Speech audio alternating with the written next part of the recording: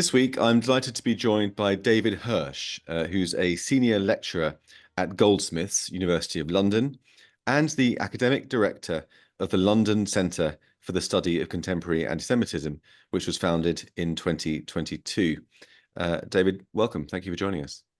Hi, good afternoon, Jay. David, first of all, you've co-edited a new book which came out this month, or last month now, actually, a couple of weeks ago.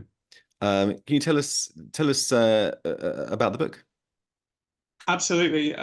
It's kind of an extraordinary project. It's the London Centre for the Study of Contemporary Anti-Semitism project, co-edited by me, and really the energy behind this particular book is quite a lot Rosa Friedman, who is a professor of law at the University of Reading.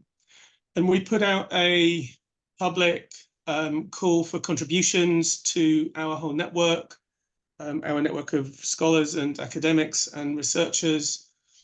And we got an enormous response. So it's responses to October the 7th is the idea of the book, isn't it?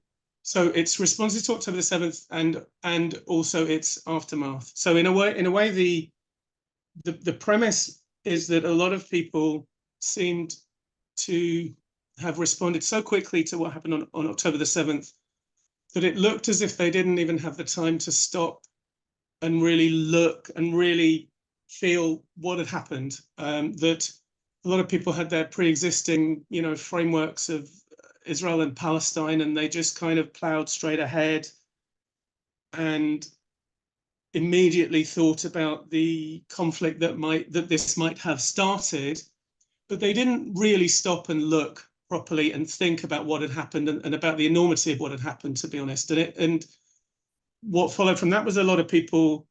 There were some people who glorified it. There were some people on the day of October the 7th who said, this is what the liberation will look like. There were some people who basically kind of trivialized it and said, compared to whatever X, Y, and Z, compared to the real violence, this is not really very significant. And the real violence is the, imperialism against its victims and Zionism against the Palestinians. And other people just normalized it, really, which I guess is similar to trivialized it. They just said, yeah, this is normal and it's been going on for years and it started by the imperialist aggression. And then other people victim blamed.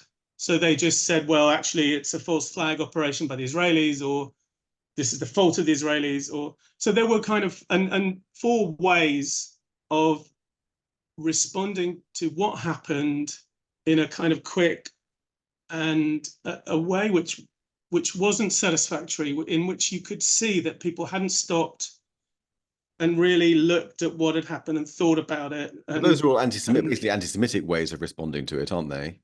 Yeah. But I suppose also the after October the 7th, I think everybody in the Jewish community and people who aren't anti-Semitic outside of the Jewish community to different extents became caught up in this tornado of events, of trauma, of protests, of the scenes from Gaza, and I think everyone's just been swept along by that. There hasn't been much time, even 7 months on, for reflection, which I suppose is what your book is trying to achieve. It's what we're trying to achieve. I mean, they are reflections by sort of intellectuals and academics. They're writers. Who's written for your three? So I was going to say 3 volumes.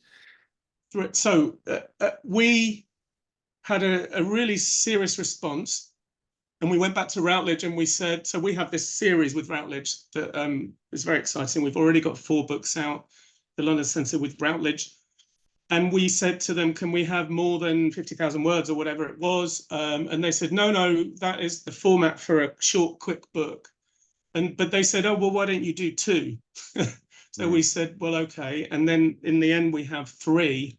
And the reason for that is because there was such a response. You asked me who's involved. So I was going to say that one of the things that Anthony Julius wrote is about when he was looking at really asking the question, what changed? What? So Anthony Julius is anti-Semitism expert and lawyer who became famous in the David Irving trial.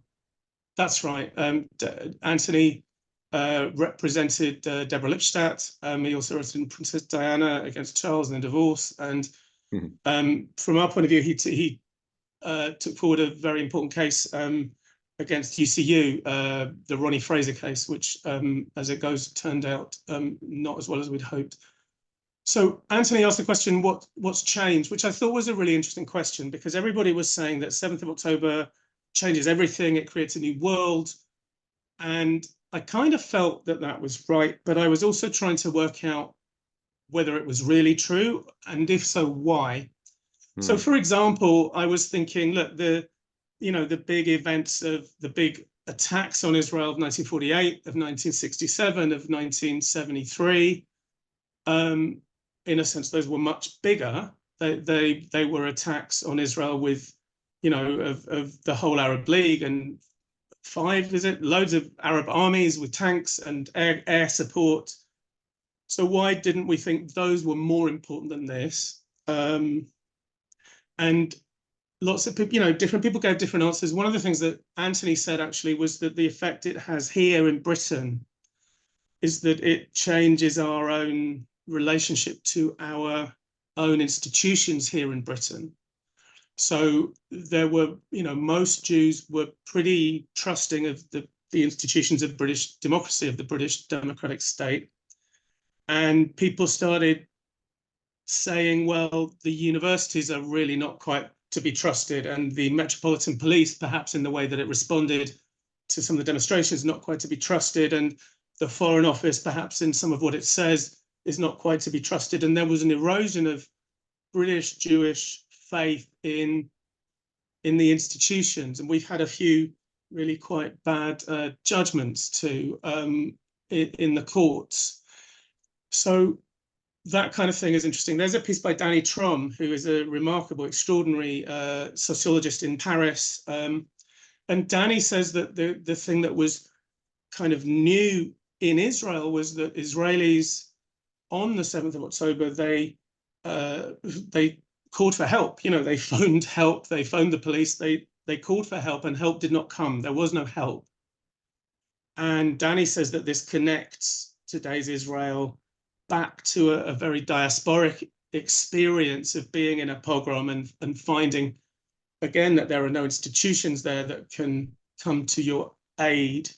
And so in a way, it brought a diasporic experience to Israel, and it brought more of an Israeli experience to the diaspora, because people found themselves more and more given, well, a pretty poor choice, really. The choice of standing in the dock for Israel and answering for its crimes, real or imagined or invented, or remaining silent, or joining the kind of clamour. Can we just pause there, because that's quite a deep idea, isn't it? So I suppose if I've understood you correctly, what you're saying is that Israel was founded to give Jews a means of self-defense without having to appeal to the Tsar or the ruler or the government for protection. And yet the experience of October the 7th felt like a pre-Israel experience, because Jews were crying out to be saved by more powerful forces, and they didn't arrive. That's what you're saying. And then to talk me through how the Israeli experience, so that's how the diaspora experience in a way came into October 7th in Israel. But how did the Israeli experience go into the diaspora? Are you saying because the Jews were called upon to defend Israel in a way that we weren't previously? Well, I think perhaps called upon, or perhaps just expected, that more and more extravagant claims were being made about Israel. And these have been going for a long time, that Israel is sort of inherently racist and apartheid and settler colonial and imperialist, and today is really genocidal. Israel is committing genocide, and it is murdering children deliberately. And this is because of its essence, right? And you can so they kind of go back and read this off from Herzl in 1890. And they say that the genocidal idea was in Herzl, and therefore today you can see that there is genocide, and it's because of what Israel is. So it's not because Israel has made a bad decision, but it's a sort of inherently necessary aspect. The genocidal Now, project. yeah, Yeah. that's right. And of course, the murdering children resonates in a different way, but related in that Jews have always been accused of murdering children, and Yeah. deliberately as part of the blood libel, and it was really an extension of the accusation of the crime of killing God, and reenacting the crime against Jesus on So the body of innocent non-Jewish children.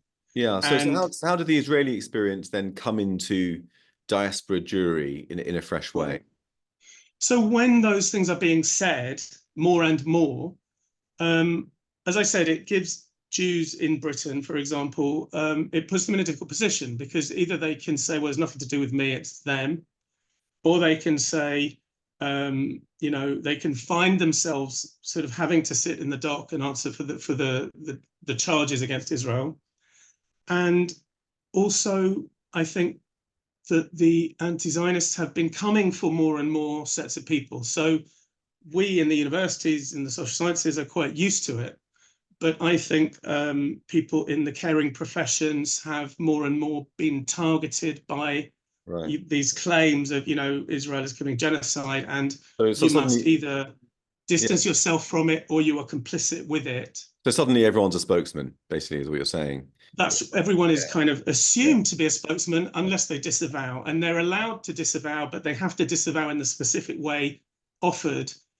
And in the caring professions, in the medical profession, even in the law profession. So what has been going on campus has to an extent been spreading more and more to more and more Into the Jews, mainstream. actually.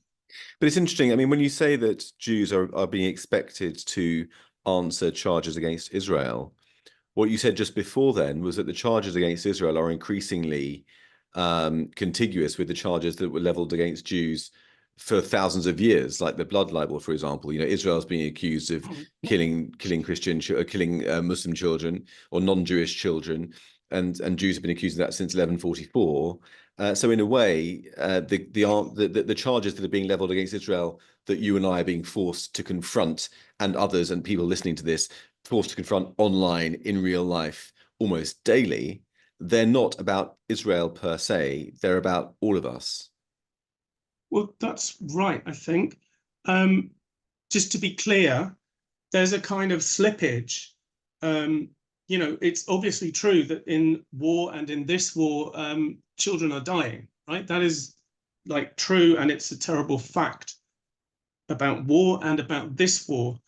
But the idea, so that if that's the blood libel, there's another idea of Jewish power, which is that Israel is so powerful that if it wanted to, it could defeat Hamas without killing anybody. Yeah. Right? If it wanted to, it could just sort of take out all the enemies and not kill anybody. And the fact that it does kill other people who are, put into the battlefield shows you that it wants to.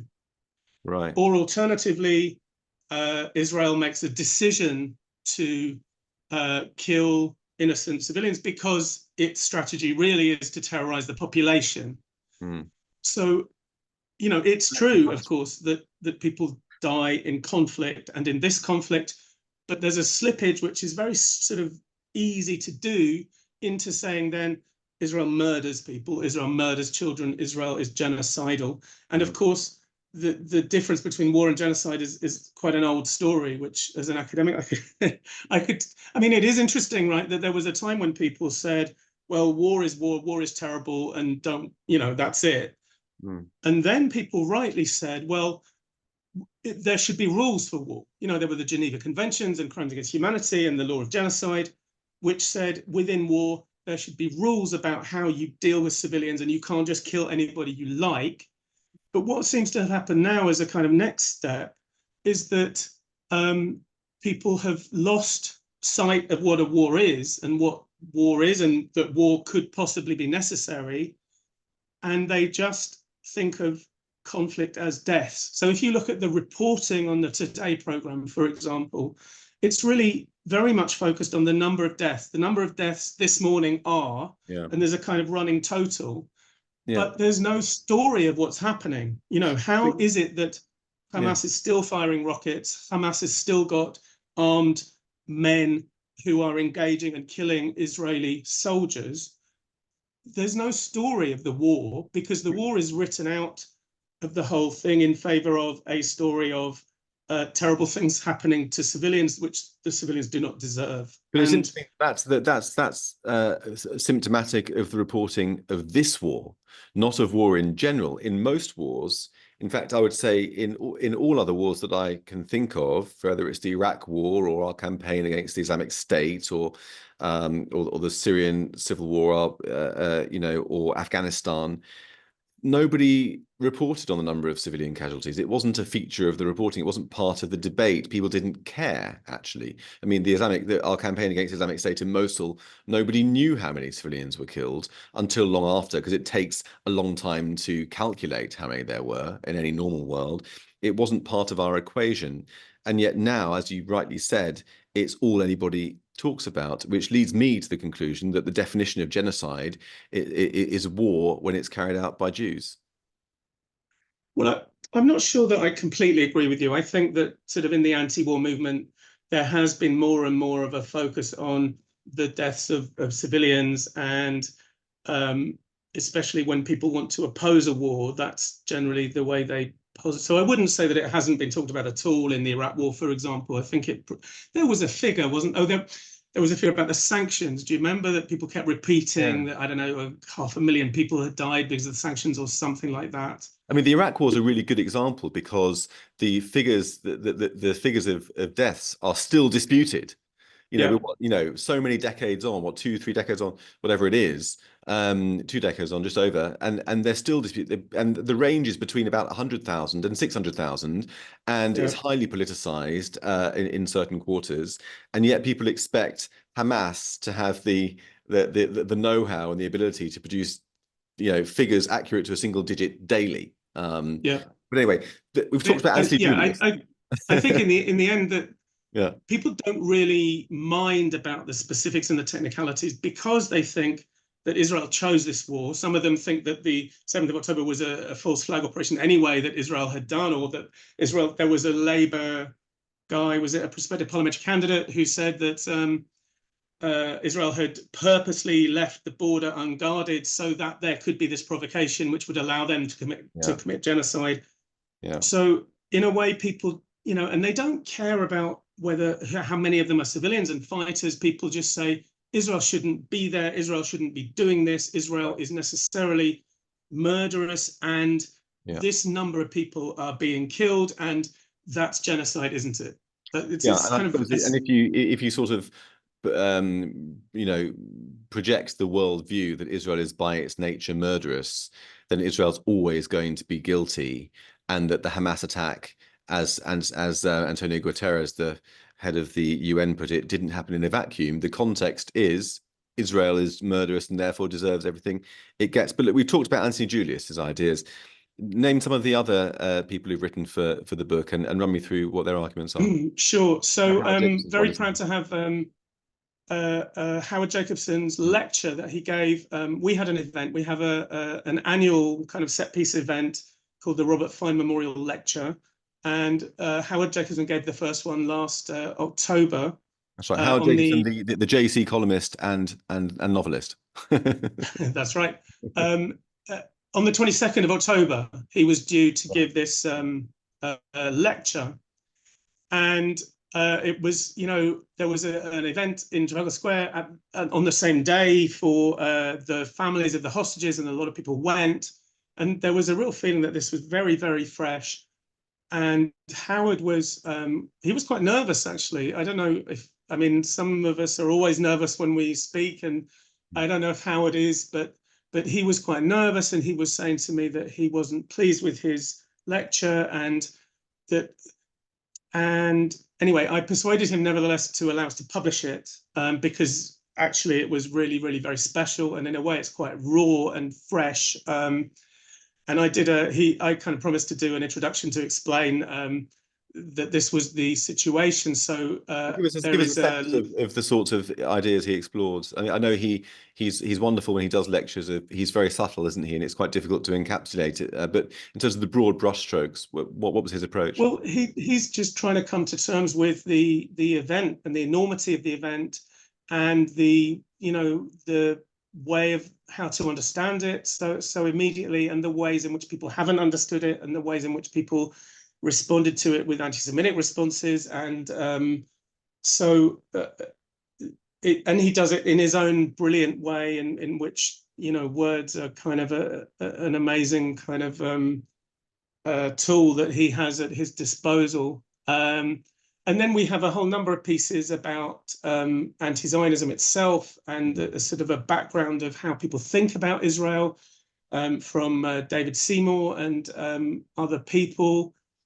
We have some country-specific chapters. Torkel Brekke has done a really interesting piece about how this goes down in Norway, and Anna Zawadzka, a really interesting piece about how it goes down in Poland.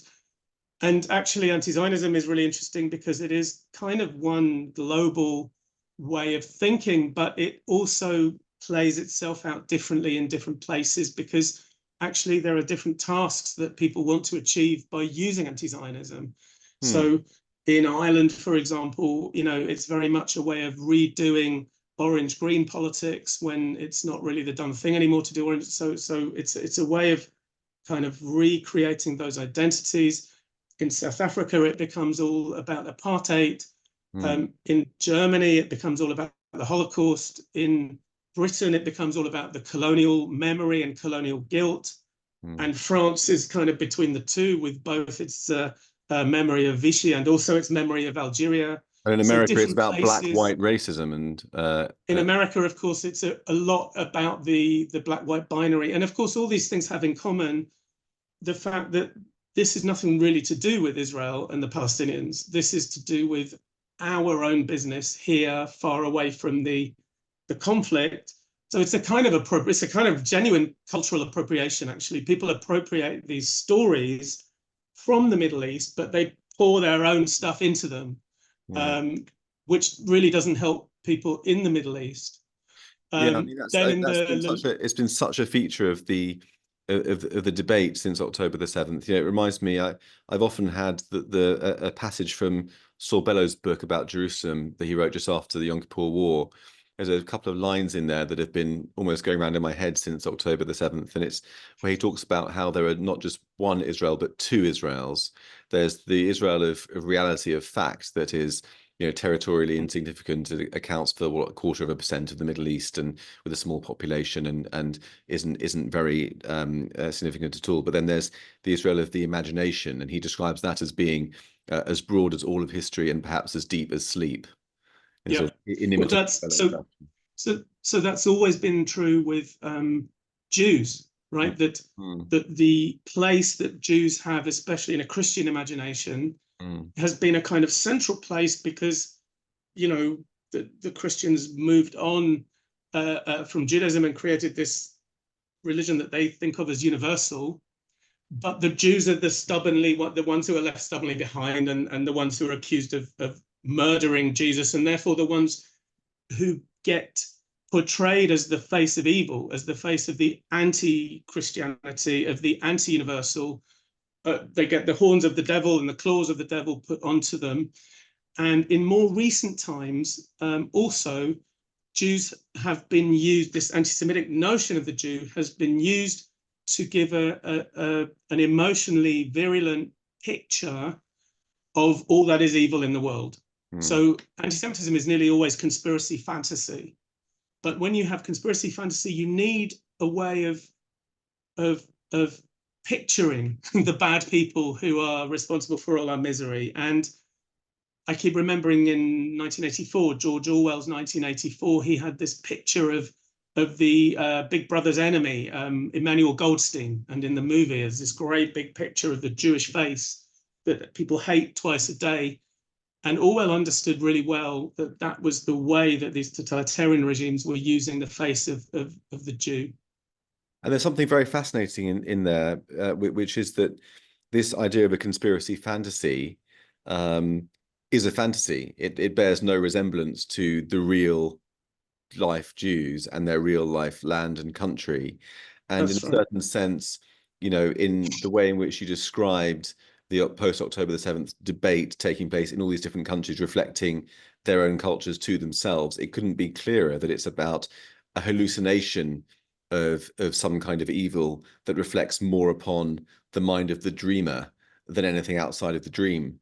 And I'm struck constantly by how little people know. I mean, those videos of what river and what sea, and they don't know. Yep. It's rarely about the place itself. It's always about ourselves here.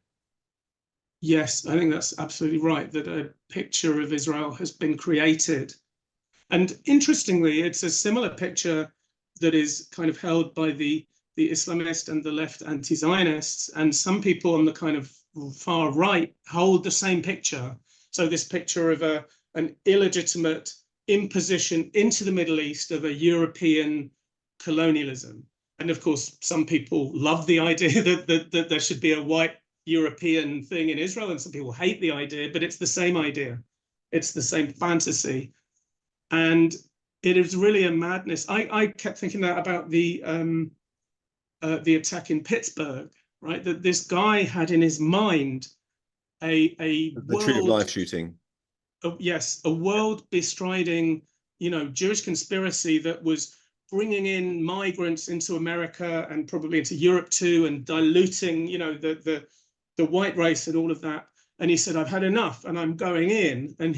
But he went into a synagogue, and in that synagogue, he didn't find this powerful world conspiracy that was diluting the race. He just found, old people sitting in their community and getting ready to have a service. And so he killed them. But that was, I mean, it sounds awful, but that was the error, right? He was trying to kill the Jews, and all he found was a few, lovely old elderly Jewish people. And it's like, it's crazy, just as to kill, kids who are celebrating at a music festival has got nothing to do with the global kind of Zionist power that people imagine is a keystone of the global imperialist system. So Yeah, and that's actually, even the case in a more quotidian way, that people, when they visit Israel for the first time, often find that they go to the country expecting the kind of the image of Israel that's so present in the press, of this yeah, apartheid regime, and I went to Israel a couple what of they a actually couple of months encounter ago. is I went somewhere. to Israel a couple of months ago, and on the plane on Wizz Air was a whole number of British Muslim pilgrims, and I think they were going to Jerusalem. And it just, they're just ordinary, nice people, just like anybody. And they're on the plane, and I'm thinking, if there was a genocide going on in Israel, they wouldn't be going on Wizz Air on a special package tour to go to the Temple Mount. They wouldn't be doing that. And again, I mean, I guess those people knew that already, otherwise they wouldn't have been going. But certainly, I hope that when they arrived, they would see that it was a much more kind of complex and ordinary Yeah. situation. Now, turning away from the realm of fantasy to the realm of facts. I mean, one of the most important facts, which I feel is sometimes lost in the noise of the debate, is the ratio of dead combatants to dead civilians, and it's always macabre to tot up people in this way, but Yep. it has to be done. So with that caveat, the evidence of people like John Spencer, who's the world's foremost authority on urban combat, who teaches it at West Point in the States, has confirmed that actually, in terms of proportionality, which is that ratio, Israel has achieved a level of 1 to 1, perhaps 1 to 1.5, which is the lowest ever in modern warfare. So even though we're bombarded with pictures of suffering of civilians, which of course are tragic and awful and horrendous and stomach churning, that's war. And I wonder how much of an impact in your 3 volumes does that idea have, and how much are people more absorbed in the human suffering without that anchor that puts it all in perspective? Yeah. Well, I'm actually trying to think because I made some effort to. I talked to a few military strategists and academics of war, and I think that I had some trouble actually just bringing those people together in the right time. But I think you're quite right. I think that urban warfare is like an incredibly difficult thing to have to do, and in particular when the people that you are fighting against have an interest in raising the danger for their own civilians. And I think that's the sort of really terrible, difficult terrain on which that war has been fought. I mean, we do have a number of people who are expert in international law who give you some sort of real stuff about how war crimes would be defined and how genocide would be defined. Robbie Sable, Philip Spencer is an expert in genocide studies, wrote a brilliant book called Genocide Since 1945. Philip Spencer writes about this charge of genocide. And it's very much a kind of projection, right? Because we know, and Hamas never hid the fact that it had an aim in life was to kill the Jews, right? That Hamas had this in their charter.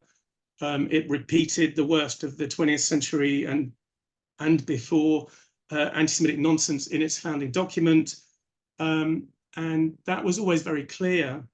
And so when they went into Israel and killed as many people as they could in a day, it's funny because people often seem to think that Jews were exaggerating. When Jews said, if we had lost in 1948 or in 1967 or in 1973, then many, many Jews would have been murdered. People kind of thought, I think, that we were just exaggerating. And so some people on the 7th of October, at least they thought, well, now you'll all know that we were not exaggerating, that this is a real danger. And of course, Jews looked around and they saw that even though people had seen it now, they still weren't believing it, or they still were actually refusing to look at it properly.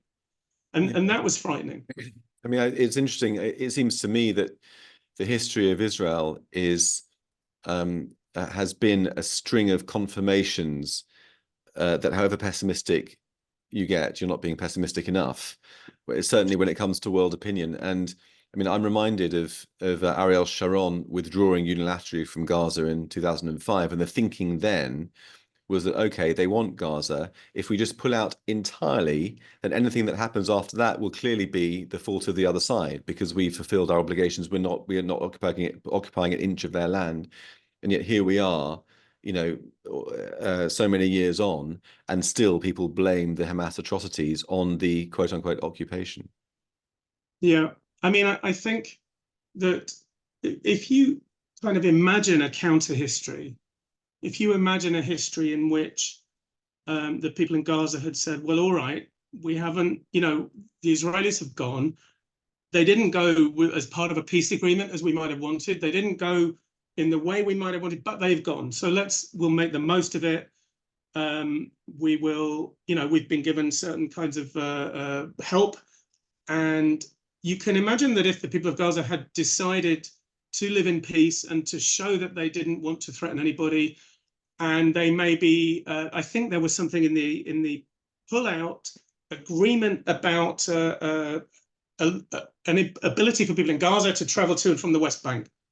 And you'd think, well, if the people of Gaza had shown that they weren't interested in causing death in Israel, then sure, why wouldn't the Israelis have allowed people to go to and from the West Bank? Why wouldn't that have become normal? Why wouldn't trade have begun to flourish? And it seems to me really obvious that if that had been the case, then there would not have been, well, today there would not have been Israel having, feeling that it had to go into Gaza in this most brutal of ways in order to make Israel safe again. Yeah, so I think, yeah. I mean, it seems to me that there's, a crucial difference between a Palestinian national movement that wishes for self-determination in the form of a state and one that wishes for self-determination in the form of there not being a Jewish state. I mean, the two things are yeah, different. And well, sadly, the camp is yeah, largely, the leadership at least, and yeah, actually the majority of the people these days at least, have been dominated by the Mm. latter. So I anyway, mean, I guess yeah, I would express that slightly differently. That I would mm, say that what the Palestinians need, and I think many Palestinians want this, is they need a national movement, and they don't have a national movement. They don't have a single movement that speaks for the nation that is capable of making a deal. What they have rather is the seeds of a national movement, but they know that people who oppose Palestinian nationalism, people like Hamas and the jihadis and people who are acting really in the interests of Iran or of other people outside of Palestine, prevent a national movement being built. Hamas was created in order to stop a peace process. yeah, And they did that by causing casualties to Israelis and by trying to make Israelis turn against the Palestinians and doing a deal with them. yeah, So I think that a Palestinian national movement would be great. I just think it doesn't exist at the moment. And, people remember the efforts that were put in from the outside to create an army, a national army in Iraq and in Afghanistan. And they remember the way that those armies dissolved when the Taliban and when the Shia forces from Iran came back. And Israelis, I think they understand quite well that without a Palestinian national movement that can guarantee an agreement, then an agreement isn't really possible at the yeah. moment. That's right. I mean, it just seems you mentioned Norway earlier, and of course, Norway was one of a trio of countries, including Ireland and Spain, that recently recognized a Palestinian state. It struck me that the biggest irony of that was that the Palestinians themselves don't want such a state to be Mm. recognized, or at least that's what they've demonstrated. They certainly want a state, but they want one that that does not have to share the land with a Jewish state. But look, we've talked so much about pessimism. Are there any of your contributors to these 3 volumes that have given us any kind of light of hope? Gosh, I'm looking at the contents page. I don't know. It seems to me that the hope that I can find and the optimism that I can find is really related to democracy, to an understanding of the value of the democratic state and democratic institutions, because anti-Semitism, it seems to me, is always symptomatic of an anti-democratic way of thinking, an anti-democratic politics, an anti-democratic intellectual framework. And the reason for that, of course, is that it's generally some kind of conspiracy fantasy, and anti-democratic frameworks are themselves generally conspiracy fantasies. So if you posit some conspiracy that prevents the democratic institutions from really working as they're supposed to, and you explain it by reference to the bourgeoisie, who's a tiny minority who own and control everything, or the 1%, or the cosmopolitan elite, or the educated, or any of these kinds of ways of, or the the Davosocracy, the globalists.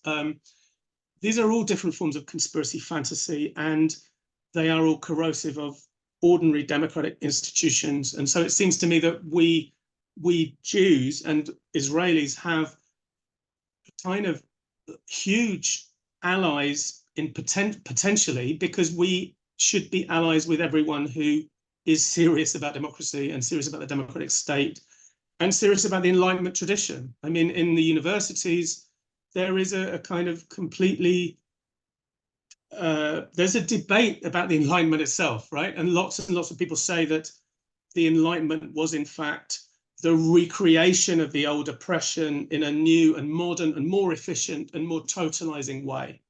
And other people, of course, starting with the Enlightenment philosophers and with Marx and people like that, they say that the Enlightenment was something very exciting and progressive, and perhaps if it didn't work, there were kind of material reasons why it didn't work, and it should be completed, and it should be made real, and it should be made accessible to the people who may have been excluded from it.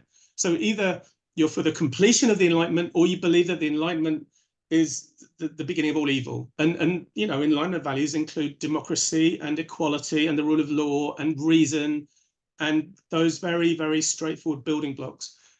And it Yeah, seems to me that we should be in an alliance against anti-Semitism with those people. And there are many, many people who value and who want to live in democracies. Yeah, I mean, it's interesting. My podcast guest last week was Hillel Neuer from UN Watch, who's so brilliant in representing the voice of sanity, the still small voice of sanity at the United Nations. And it's striking that the United Nations is dominated by autocracies. You know, the democracies Yeah, are in the minority, and I think that goes a long way towards explaining the Israelophobia, anti-Semitism at the UN. I mean, I agree with you that our allies and the allies of Israel are the democratic, it is the democratic, are found in the democratic world. I think the only thing I would disagree with in what you said was that I think that it must be possible to talk about, for example, the elites without making that a counter-democratic point. yeah, I mean, I accept that often people are scapegoated as part of an anti-democratic conspiracy theory, like in Marxism, in communism, the bourgeoisie. But I'm not sure I would necessarily extend that towards all discourse where any kind of group of elites are described. But either way, I mean, not wanting to be too pessimistic, Israeli democracy has been, before October the 7th, that was under the microscope, wasn't it? And I yeah. suppose maybe it's the case that October the 7th has blown those debates out of the water for now, and that actually Israel it will return to a greater democratic stability than it had on October the 6th. I don't know what you think about that. I don't know. I mean, I wouldn't bet on that. I mean, I think I'm quite ambivalent in a way. I think, in a way, Israel is hugely resilient, and Israelis have a very clear idea that, of their interest in banding together to defend their not only their way of life but their actual life. And I think that's true. And I think, in a way, Israelis are pretty happy. I think there are these kind of happiness surveys that shows that Yeah. Israel is one of the happiest places on the planet. But It's I also fifth, yeah. think It that fell one place from fourth to fifth after October the 7th. Yeah.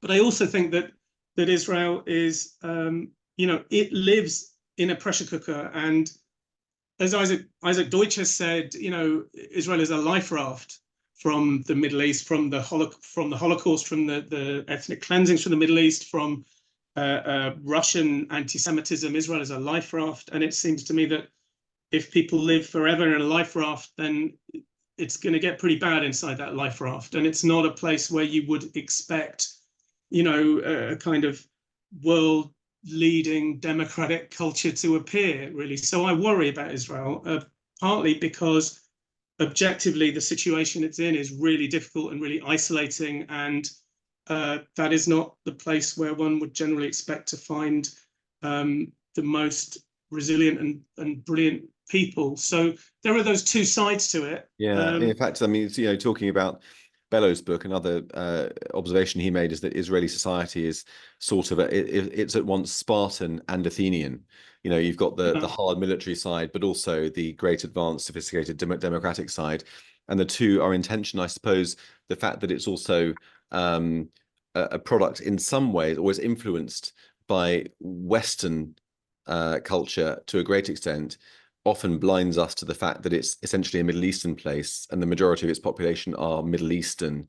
And it's that sort of adaptation of a Western liberal democracy into a Middle Eastern culture that's so fascinating about the Israeli project. And it's far from finished, I think.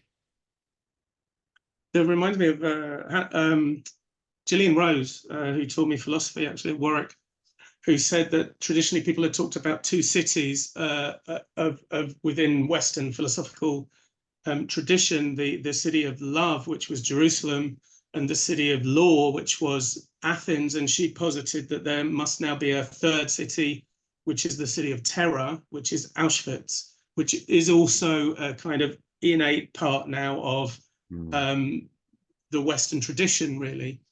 So it's even more frightening, I think.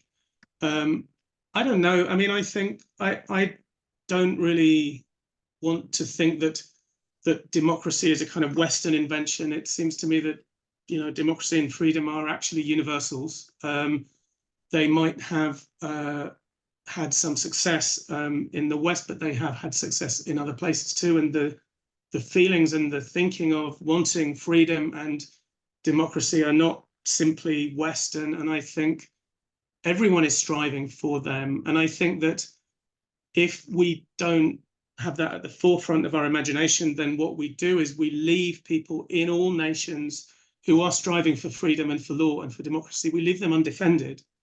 Like, for example, at the moment, there is a huge struggle inside Iran. And the Iranian people are, with great courage and great heart, fighting for their rights. Young women are fighting for their rights to take off the clothing that is prescribed for them by the mullahs. And there is a real movement for democracy in Iran, and we should absolutely be with that, and we shouldn't agree with the mullahs and say, well, the movement for democracy in Iran is a kind of Western thing, and it's yeah. I mean, I nothing like totally, that. I totally agree with you to some extent, but I think that I'm hard pressed to think of a meaningful liberal democracy outside of the West. I'm not sure if you can. I mean, certainly in the Middle East, there aren't any meaningful democracies. People's desire for freedom and for a free democratic system is one thing, and you illustrated it in Iran. I mean, it's heartbreaking what's going on there and elsewhere.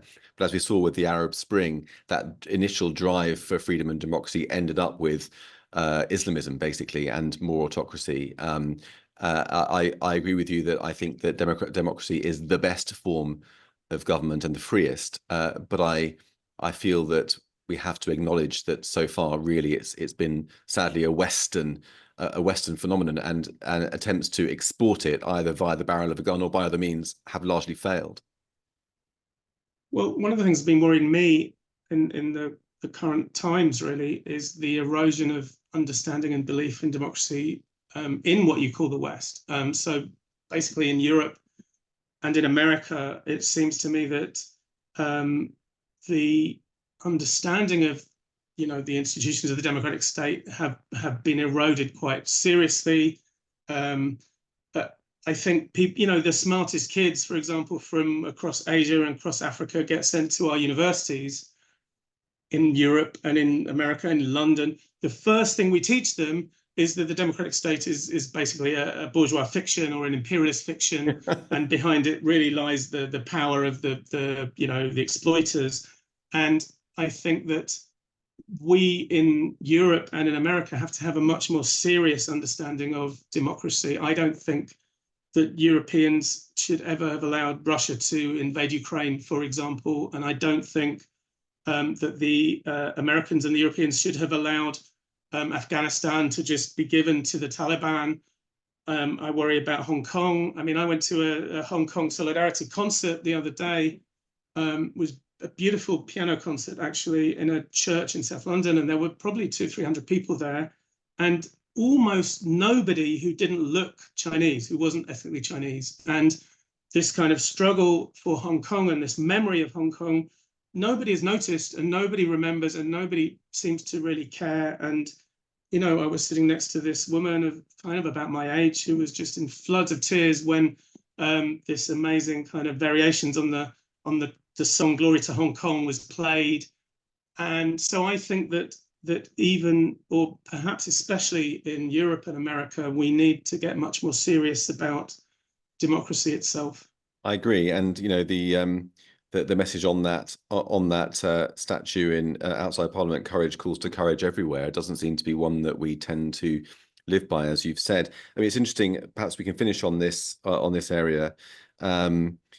Universities, you mentioned that when foreign students come over here and find ideology that's quite familiar to them from their homes, it seems to me as if universities have become the main bastion of the ideology of our enemies that's hostile to our way of life. I don't know what you think about that. You're obviously in the university world. They've been thrown into the forefront with the campus protests and so forth. What's your feeling about the prospects for academic life, given how it seems to be under this ideological assault from within? Well, I'm really worried about some of the values of my own discipline of sociology and the humanities. I mean, it's extraordinary to me that when I stop and think, even now, I still am a kind of defender of sociology, right? I think that my book on contemporary anti-Semitism, I think it is a sociological account of anti-Semitism, and I think it's all the stronger for that. And I think that there is, plenty of real value in, for example, sociology. And the fact that sociology has largely been kind of taken over by people who understand the world only in terms of social structure and not at all in terms of human agency, when of course it must be an interaction between the two, that, you know, human beings make their decisions and they create their institutions, and they are also created by their institutions. I won't go on, but it seems to me that I don't want to throw sociology into the bin and say sociology is this terrible ideology. I want to say that the way people are thinking in the universities is often falls quite far short of where it should be. And the anti-Semitism in universities is very serious. You know, Jewish students in my institution, and there are not many of them because my institution is quite well known for not being a very friendly place for Jews. People are frightened. They're frightened to speak out. They're frightened to take take advantage of the disciplinary process within the machine because they don't have confidence in it. They're frightened even to go to the independent inquiry, and they understand that they are not part of the community of students around them. And it's really, I mean, it really hurts. And they will have been taught a lesson for life, really. I mean, I was brought up in a place where really we thought anti-Semitism had more or less gone away. And we thought the old people who went on and on about it and who said, you know, scratch a person and you'll find an anti-Semite, we thought they were being ridiculous and old time. And it makes me really sad that our young people today are being brought up in a way that makes them understand that anti-Semitism is a real thing and it will be throughout their lifetimes. This is not good. Yeah, I mean, perhaps that recalls the first idea that you shared of Israel coming into the diaspora, in that the Israeli experience of being besieged on all sides by hostility, Yeah. having to develop the resilience to cope with that, is one perhaps that can inspire our young people when, you know, the mask has slipped and they're now fully aware of the people of the hostility around them. Perhaps they need to be inspired by that kind of resilience to stand up and fight back. But look, I fear we're out of time, David. It's been such an interesting conversation. I'd ask if I can invite you back at some point to. I feel like we can talk forever. So if we can pick up where we left off at some point. Let me just have a word about our big project, really, which is the London Centre for the Study of Contemporary Anti-Semitism. Yeah, do. And if you could also just remind listeners and viewers about the name of the book and where they can get it as well, that'd be great. I will do. Everyone who has some understanding of anti-Semitism understands that the campuses are really badly affected, and that the campuses are especially important because they are the places where young people are building their political identities into the future. And so we think that to really struggle over these ideas and these intellectual frameworks and the way that people are taught in the universities is really important. And we feel that as academics, we have a way inside the disciplines and inside the lecture room and inside the reading lists that other people don't have. And we need, we have a real community of support at the London Centre because I think people understand that we are able to do things that not everybody can do. And that is to write books and to help people get research funding so that they can sit and work for a year or 2 years and write papers and write books that can then have a possibility of engaging with the academic work, which is some of it so frightening and anti-Semitic. So we think our work is really important, and people can find our website, the London Centre for the Study of Contemporary Anti-Semitism, at londonantisemitism.com. The books are, if people go to the website of our book series, actually, which is, give me 1 second, I will tell you. It is Routledge, it is the Routledge website, but if you Google Studies in Contemporary Anti-Semitism, Studies in Contemporary Anti-Semitism with Routledge, you'll find the 4 books that we had published already, and you'll find the 3 that we have been talking about, and there are more coming through in the pipeline. And this is absolutely specifically what I'm talking about, that in order to have an impact inside academia, you have to be publishing and writing books and papers, and that's exactly what we're helping people to do. Wonderful. Well, thank you again so much for joining me. I've really enjoyed it and benefited from it, and I hope we can have a reprise at some point in the next few months. Thank you, David. Thanks.